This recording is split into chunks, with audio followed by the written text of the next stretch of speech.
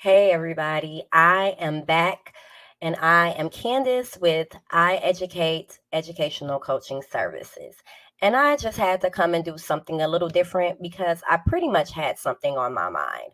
All right. I want to have a conversation about these parents who are suing the Chicago Teachers Union over COVID-19 strike.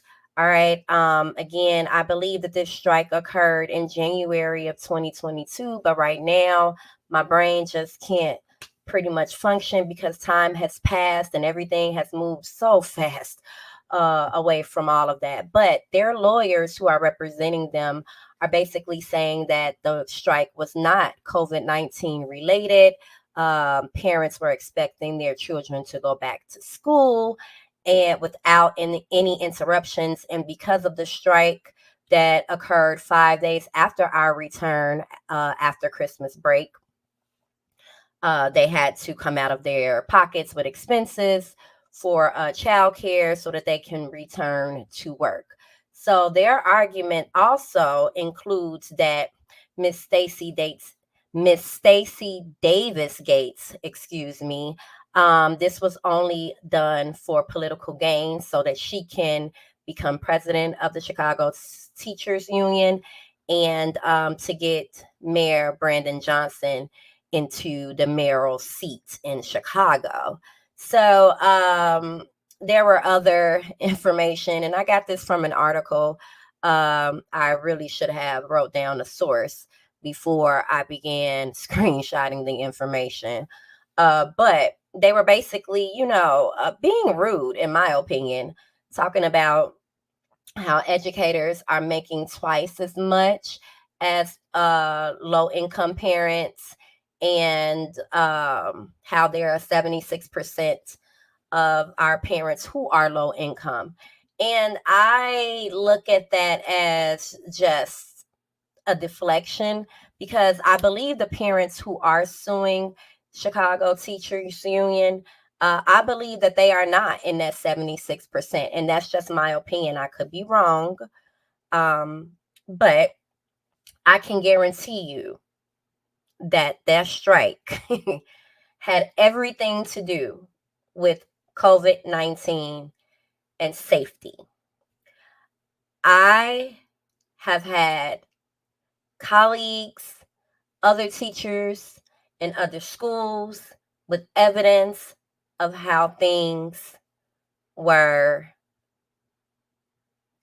unsafe. Um, it was a scary time. A lot of us really still did not understand what was going on because we were still in the pandemic. And we had a lot of parents because during that time, parents were opting in or opting out.